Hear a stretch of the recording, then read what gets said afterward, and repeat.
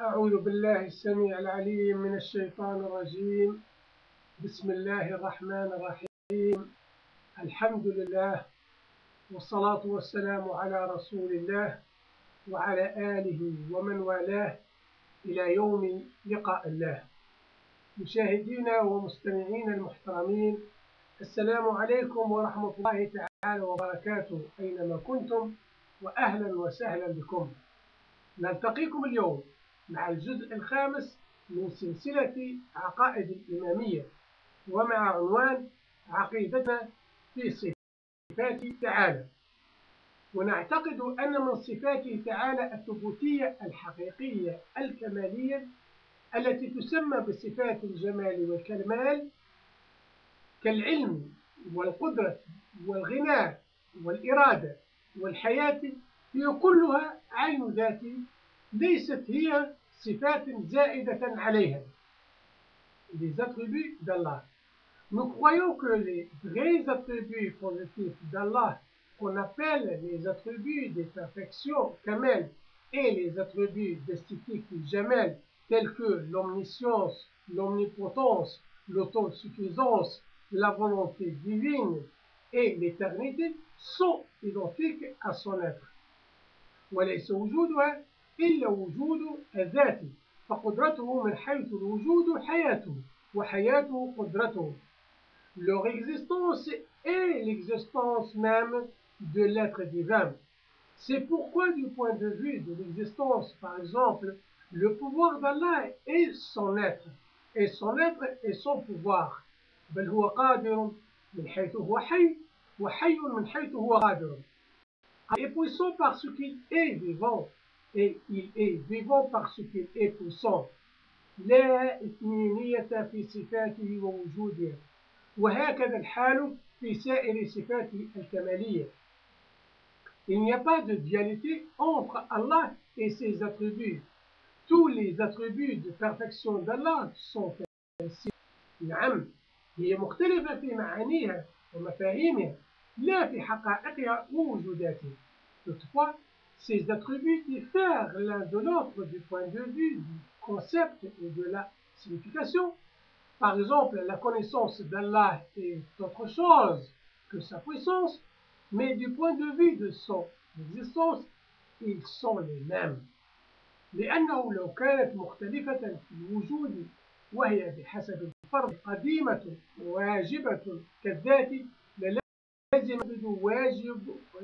لازم تعدد واجب الوجود، ولانثلمت الوحدة الحقيقية، وهذا ما ينافي عقيدة التوحيد.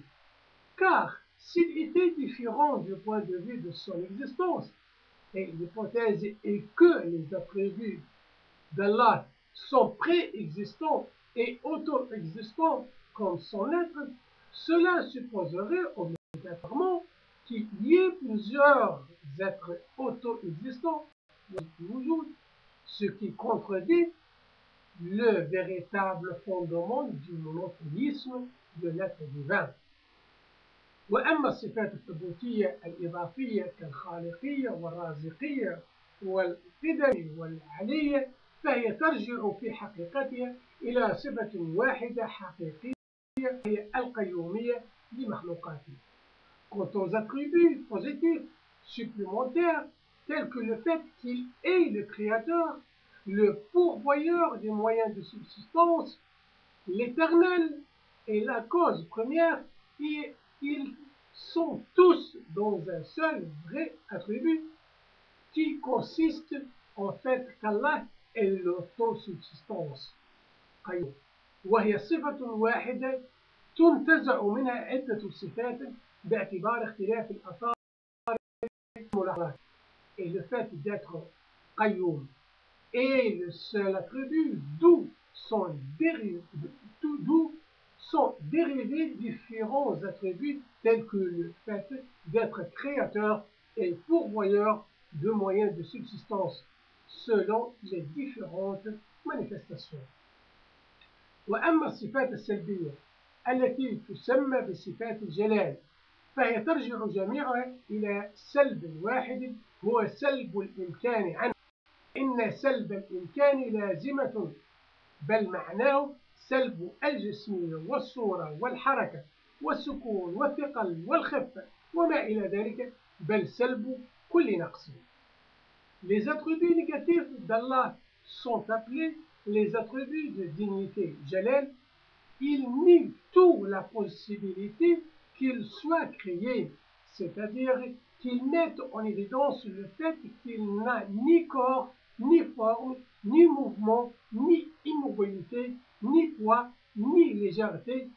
En un mot, il n'a aucune imperfection. ثم إن مرجع سلب الإمكان في الحقيقة إلى وجوب الوجود، ووجوب الوجود من الصفات الثبوتية الكمالية، فترجع الصفات الجلالية السلبية آخر الأمر إلى صفات الكمالية الثبوتية. D'autre part, ces attributs qui mettent en évidence le fait qu'il n'est pas créé prouvent qu'il est auto-existant. Or, être auto-existant fait partie de ces attributs de perfection. Donc, les attributs de jalal négatifs reviennent en fin de compte à ces attributs de perfection positive. والله تعالى واحد من جميع الجهات، لا تكثر في ذاته المقدسة ولا تركيب في حقيقة الواحد الصمد. Ainsi qu'Allah est un à tous les égards. Il n'y a pas de pluralité dans son existence divine.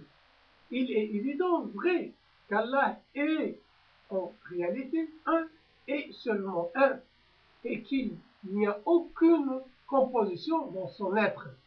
ولا ينقضي العجب من قول من يذهب إلى رجوع الصفات الثبوتية إلى الصفات السلبية لما عز عليه أن يفهم كيف أن صفاته عين ذاته، فتخيل أن الصفات الثبوتية ترجع إلى السلب ليطمئن إلى القول بوحدة الذات وعدم كفرها، فوقع بما هو أسوأ. Il est étrange de voir certains ramener les attributs positifs d'Allah à ses attributs négatifs, n'ayant pas pu comprendre que les attributs d'Allah sont inhérents à son être, c'est-à-dire qu'ils sont son être même. Les tenants de cette notion ont pensé que pour être sûr qu'on croit à l'unicité de l'être et à la négation de sa pluralité, on doit ramener les attributs positifs aux attributs négatifs. إذ جعل الذات التي هي عين الوجود ومحض الوجود والفاقد لكل نقص وجهة إمكان، جعلها عين العدم ومحض السلب، أعاذنا الله من شطحات الأوهام وزهات الأقلام. Mais ce faisant, ils sont donc tombés dans une erreur encore plus grave que celle qu'ils avaient crainte, puisqu'ils ont fait de l'être sacré d'Allah, qui est auto-existant et qui est exempt de tout défaut et de toute ressemblance, les niant même et la négation même. كما لا ينقضي العجب من قول من يذهب إلى أن الصفات الثبوتية زائدة على ذاته، فقال بتعدد القدماء ووجود الشركاء لواجب الوجود، أو قال بتركيبه تعالى عن ذلك. Est aussi étrange la croyance de ceux qui disent que les attributs d'Allah sont additionnels à son être et qui croient par conséquent que les attributs d'Allah sont préexistants tout comme son être et qu'Allah est composé de ces attributs, ce qui les a conduits à attribuer des partenaires à Allah, mais Allah est au-dessus de cela.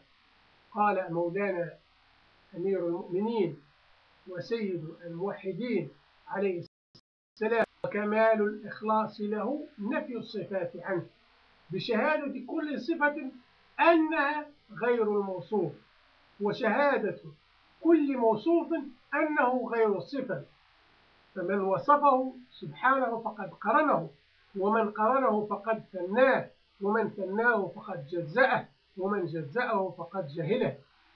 Le commandeur des croyants, l'imam Ali, le premier des monothéistes, a dit à ce propos: la vraie croyance en son unicité est de réaliser qu'il est si absolument pur et au-dessus de la nature que rien ne peut s'ajouter à lui, ni se soustraire de lui, car on doit comprendre qu'il n'y a pas de différence entre sa personne et ses attributs.